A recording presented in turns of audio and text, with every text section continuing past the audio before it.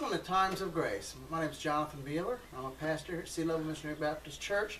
I want to talk to you today about Gog and Magog. What's Gog and Magog all about? Gog and Magog are mentioned in Ezekiel chapter 38, and so we're going to talk a little bit about that war. Actually, technically, it's not a war. Some people relate it wrongly to the book of Revelation, Armageddon. Other people relate it towards the war or terrorist attack in Israel. But we know this is a specific battle. Gog and Magog is mentioned here, and I want to talk to you about it today, what it says in Ezekiel 38, 1 through 6, starting out. The word of the Lord came to me. Son of man, set your face against Gog of the land of Magog, the chief prince of Meshach and Tubal. Prophesy against him and say, this is what the sovereign Lord says. I am against you, O Gog, chief prince of Meshach and Tubal. I will turn around and put hooks in your jaws and bring you out with your whole armor and horses, your horsemen fully armed, a great horde, with large and small shields, all of them brandishing. Persia, Cush, and Put will be with them, and all the shields and the helmets as well. What are these countries? Well, number one, we know that this is modern-day Israel. We're going to talk about that in just a little bit. Ancient Israel is not mentioned here. This is talking about modern-day Israel because they've been drawn out of the nations. And also we want to point out, what are these nations that Ezekiel is mentioning? Number one, Gog is mentioned. Gog is a leader. Gog is a title, such as a Caesar or prime minister or president or so on. And Ezekiel is prophesying against this leader, this position. Obviously, we see here that Gog and Magog, Meshach is understood by many as Moscow or Russia. Tubal as well are considered a location of Russia.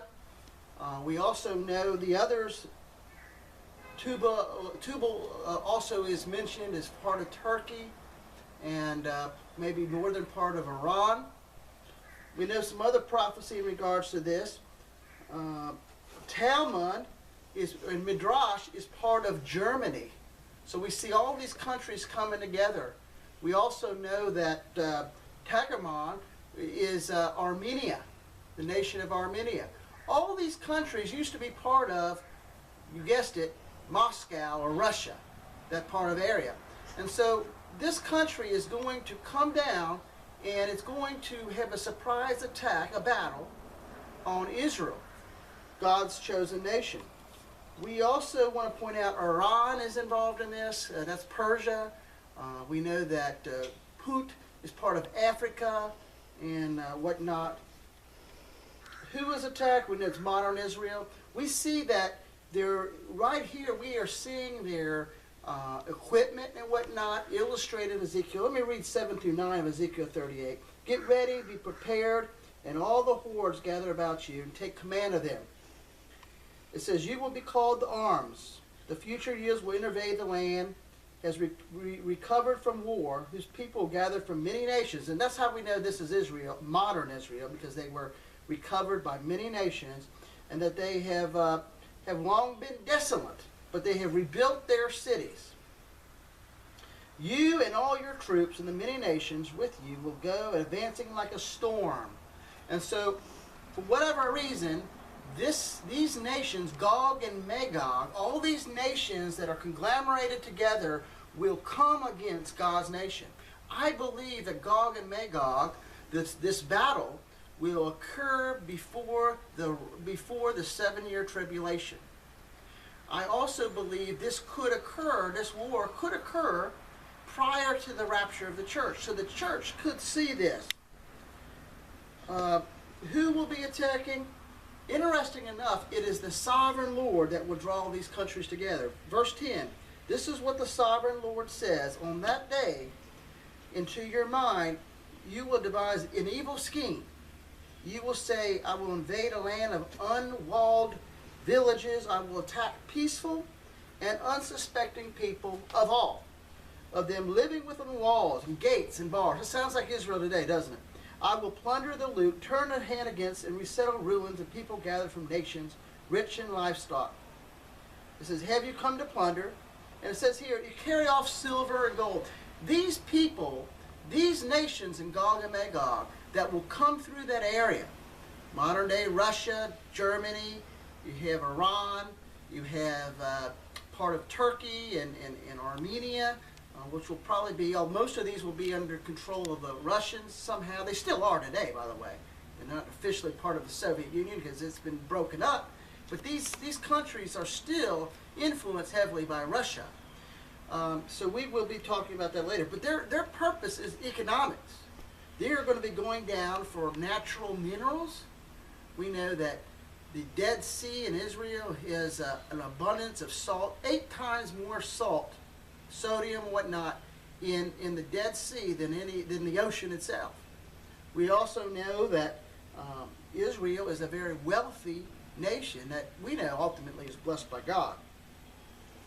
But interesting enough, it also points out that in Ezekiel 13, Sheba and Dedan, merchants of Tarshish, are all villagers, will say to you, have you come to plunder? Have you gathered your livestock and goods? Now, who's Sheba and Dan? Interesting enough, Sheba and Dan are part of northern Arabia, Saudi Arabia. And they will be asking the question, why are you doing this to Israel? They're kind of protesting, but they won't be involved in war. It'd be more of a vocal voice of protest. And it also goes on to another place. It also talks about Tarshish. Tarshish is known in Europe as 2 areas. It could be. It could be in southern Spain, or it could be part of England. If it's in Spain, it would also be part of South America, would be part of Spain because of the Spanish background. And we know if it's part of England, the United States would be. It is possible, and I think highly likely, that he's talking about England. And the United States is mouthing protest about what's happened, and we can see that in our modern culture today, how this could be.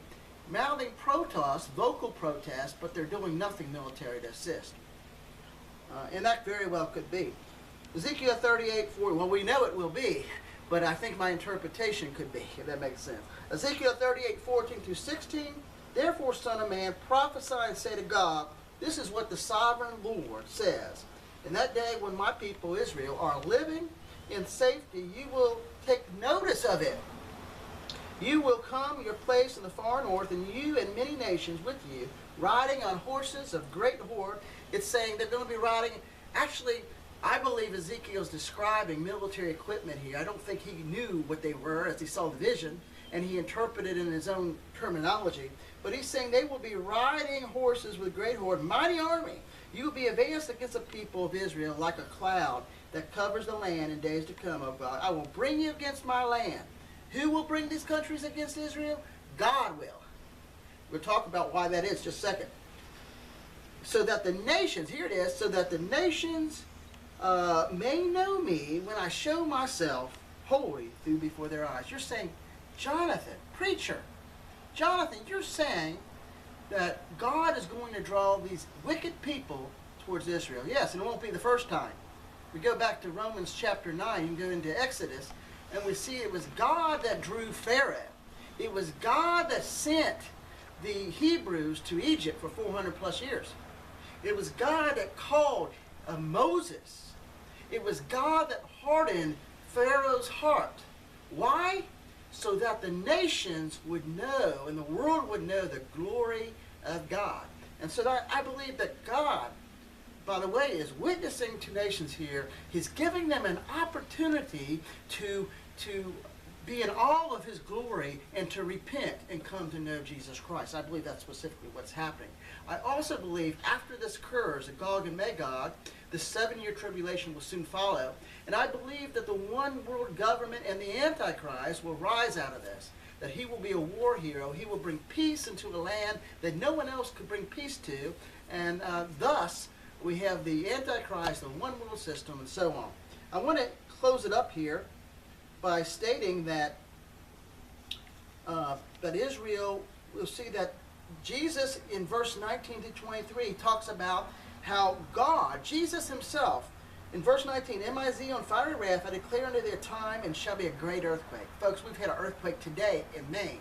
We had an earthquake today in Texas. We've had one in several 4.0 earthquakes in California. Folks, a couple of weeks ago in Michigan.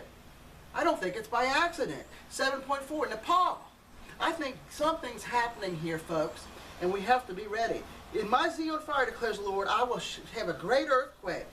The fish of the sea, the birds of the air, the beasts of the fields, every creature moves on the ground will be affected by this earthquake, and they will tremble at the presence. This could be a nuclear bomb, folks.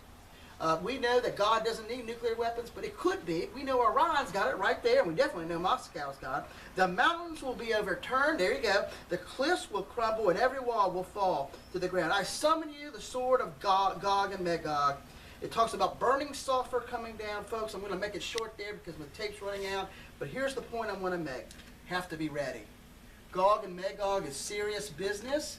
I believe it starts prior to the pre-tribulation, the millennial reign of Christ coming at the last 7 years.